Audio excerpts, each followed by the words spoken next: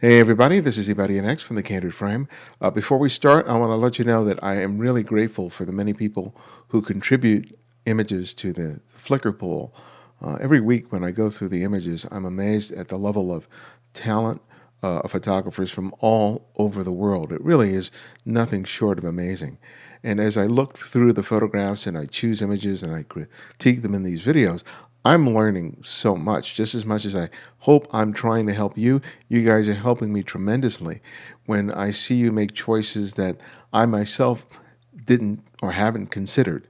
So I hope that the takeaway from you is not just the content in these videos, but what you may learn yourself as you look through the many photographs here. And while I was looking at the photographs recently, the idea of eye contact immediately came to mind. I'll show you the picture that sort of spurred this thought. And I don't think I have a session here where it's about a critique. It's more an observation than anything else. But let's go to the photographs and I'll explain why. Okay, here we have a shot by Torsten Hannerfeldt. All we have here is a Nikon model. I'm not sure exactly which one that is. This image stood out for a lot of reasons. Visually, it was a really interesting photograph. We have this young boy who's dressed in this suit and this vest and this button-down shirt, and he's holding a plastic toy complete with a bayonet. And just the contrast between the way that he's dressed and the way he's holding his gun was really interesting. And then we kind of see this area behind him, which seems to be like a corner vendor that's selling plastic toys, calendars possibly, or a variety of postcards and books in the background. But that's not what really sort of piqued my interest. Visually, I think this is a phenomenal photograph. But the whole idea of eye contact immediately came to mind. And I wondered, when does this become a sort of street portrait and stop being a street photograph? And I thought that, well, maybe the only difference here would have been the eye contact. Had he been looking elsewhere, if he had not been conscious of the presence of the photographer and had simply been standing there tending to the station with this plastic toy in his hand, would that have made it a tried and true street photograph? And does just the eye contact, the acknowledgement of the presence of the photographer, suddenly rob it from being a street photograph? And personally, I don't get into such debates. To me, ultimately, it's whether or not it's a good photograph. That's all I really care about. I don't worry about whether or not it fits a specific niche. Because for me, that doesn't matter. That matters to photographers, but to everyone else who takes a look at the photograph, all they really care about is whether or not the photograph is a good or an interesting photograph. But I thought, as a point of discussion, we might want to talk about how eye contact not just changes the way a photograph may be defined by other people, but how that eye contact changes the complete experience of a photograph. Now, with street photographs, you're oftentimes making photographs of people you don't know. And sometimes people are completely oblivious to you. They're not even aware you're there. And there are other times when you're, quote unquote, caught. They see you, you make your photograph, and you either keep moving and don't acknowledge them, or you may nod your head or even engage them in conversation to explain what you're doing. All a bunch of different things that happen after the photograph has been made. Because when it comes to the person who is looking at those images cold, they don't know the story of the before and after. They just know the story of that moment that you've memorialized in your photograph. And how eye contact dramatically changes how the viewer experiences the scene. Here, that direct eye contact, and especially the presence of that toy gun, is very confrontational. You read a lot into the boy's expression as a result of that direct eye contact. You're trying to basically sort of read his mind, trying to figure out, well, where was he at in that particular moment, just as a result of the eye contact, because as human beings, that's what we tend to do. If someone is looking directly at us, we're oftentimes trying to read them. And the same thing persists when we make a photograph. Now, here are two photographs made by a photographer named Barry. Okay, here's one. He shot these with a Sony A7 at 1/60th of a second, ISO 200. All right, here's an image of a woman looking off to camera right, not conscious at all of the presence of the photographer. And here's a similar shot created also by Barry. This was created with the same Sony camera at 1/200th of a second at ISO 200. Now, here in both, he is using the flash. So his presence as a photographer becomes immediately obvious once the camera is triggered, because the discharge of the flash is going to make it obvious to anyone within the vicinity that a photograph has been made. Okay? But both of these moments are really interesting because of the difference that the eye contact or the lack of eye contact makes in terms of how we experience the photograph. Here, the girl, the young woman, wasn't aware of the presence of the photographer until after this image was made. And she's looking elsewhere, distracted by some sort of element. Even the young woman standing behind her as they're moving across the street is oblivious to the camera. Her face is, planted on the screen of her phone. So our experience of her in that moment is unfiltered by her acknowledgement of the camera. We get to take her in immediately. There's no real reading in terms of what she's thinking or how she's feeling in that particular moment, because there's no direct eye contact. There's no need to really sort of figure out, okay, what's happening here with this particular person. They seem to be observing something, but beyond that, we don't read anything in terms of feelings or reactions into the shot. We just look at her as a visual element in the photograph.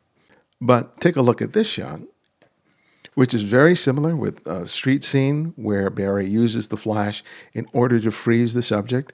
There are two people in the shot, one oblivious to the presence of the camera, the other one sees the camera and recognized it before the shutter was released. So she saw the camera, she saw it directed in her direction. The flash goes off. And this is a moment where she's not completely reacting to the presence of the camera or the flash. She's become aware of it.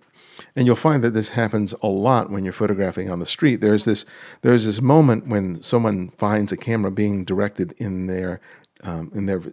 towards them, in their vicinity, and it doesn't immediately register what's happening, because they know that something's odd, that something strange, something unusual is happening. And there's a moment where they're just trying to figure out, okay, what exactly is this person taking a photograph? And then either the photographer makes the shot and keeps moving, and then they're still left guessing in terms of what just happened here. And there are other times when the people are really immediately aware that their photograph is being taken. And if they're given enough time, they'll react to it. Right? And you'll see people do a variety of things. Some people will put their hands up in order to block the lens, or they'll smile, or they'll turn their head, and a lot of the time people will just have this sort of indifferent face to the presence of the camera. They'll see it and they just basically don't care. They just keep moving. You'll see that a lot in the images in the Flickr pool.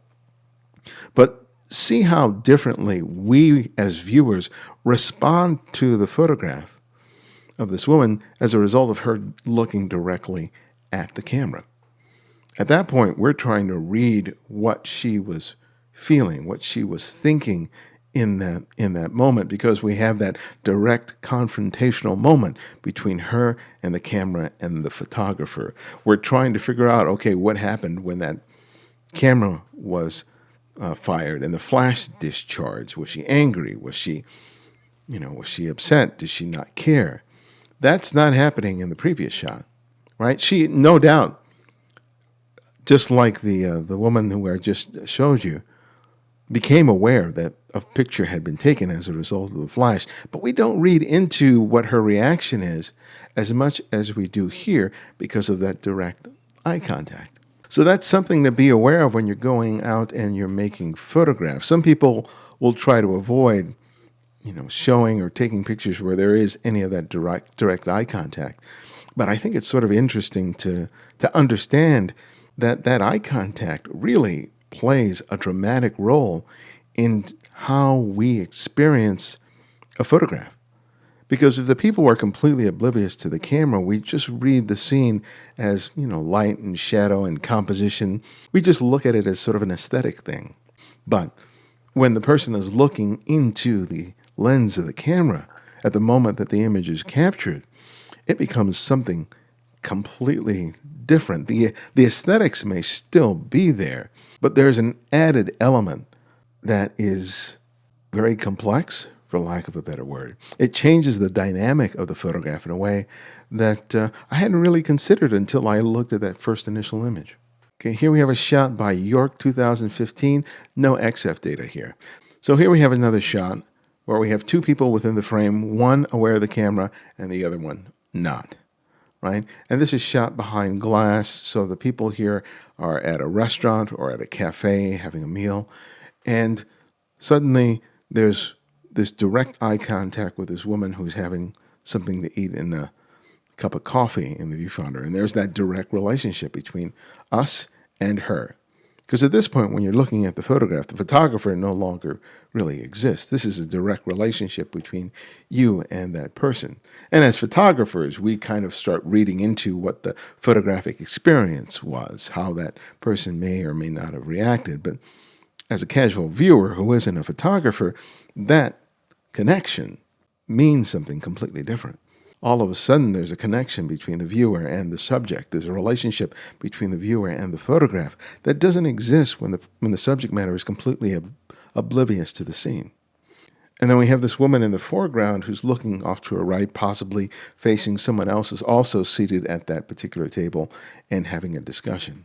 So the contrast is created between this woman who's looking directly at the camera and this woman who's not. And I like the sort of contradictory nature of those two expressions within that moment. Because the woman on the left is kind of typical for a lot of street photographs where people make a photograph and the subject is just walking down the street and they don't have a particular expression on their face. They're just going from point A to point B. There's really nothing sort of going on their face. And this woman's expression who's in the background, who's eating, her expression is really sort of neutral. She doesn't seem happy. She doesn't seem angry, but she seems, if anything, bemused. She sees the camera being pointed in her direction, but she hasn't decided how exactly she's going to react at that moment. But nevertheless, that informs how we experience her in that shot, because we immediately try to gauge, what is she thinking? What is she feeling? Or what did she feel after the photograph was made? And this is not to say that, you should only shoot one way or another. I'm never really about that in any of the content that I provide you here. But I want you to give it some thought when you're taking a look at the photographs that you have made. And before you disregard a picture because someone is looking directly at the camera, you may want to see whether or not that's an advantage in that particular shot. Maybe having that direct eye contact creates an experience of the photograph that is a strength rather than a weakness. It's something to play around with and to look at some of your images before that you may have disregarded because there was that eye contact and suddenly realize that there may be something more there than you could have anticipated. Well, thanks for joining me.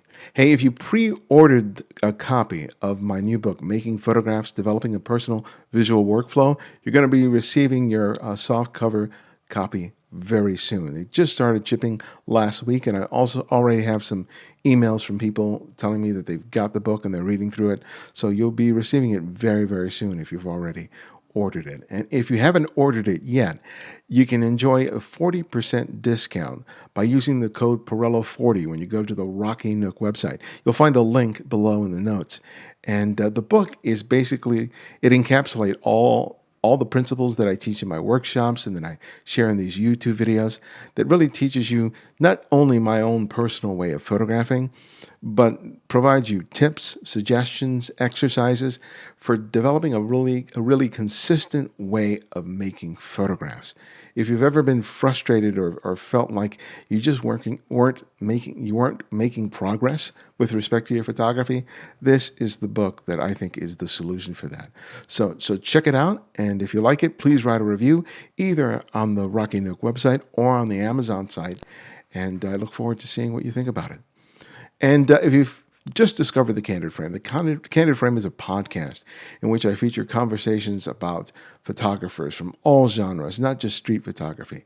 Most recently, I interviewed Gary Nichols, who is a composite photographer who really has a passion for steampunk. And steampunk is sort of a genre of fantasy/science fiction, a la Jules Verne or H.G. Wells. But you have people who create these elaborate costumes and these props that are just amazing to see. And he's been creating a series of images that are telling this story or this saga of these characters that he's created out of whole cloth. And when you discover the lengths to which he goes to make his photographs, you are going to be amazed. It really is a fascinating story, and the images are just stunning. So you don't want to miss this interview, so check it out. And if you like what you're seeing in these videos, please give us a thumbs up, subscribe by clicking on the little icon there with my face on it, and I hope to see you next time. Oh, and if you want to contribute images to the Candid Frame Flickr pool, all you need to do is go to Flickr, do a search on the Candid Frame, and just ask to be added. But you'll have to do it on your computer rather than your tablet or your phone. If you try it on your tablet or your phone, you're going to get a notification that this is a private group and it's invitation only. Just ignore that. Just go to your computer, ask to be added, and I'll be more than glad to do so. I usually do it once a week when I check into the Flickr pool to pull images for these videos. So thanks again for joining me, and I'll see you next time.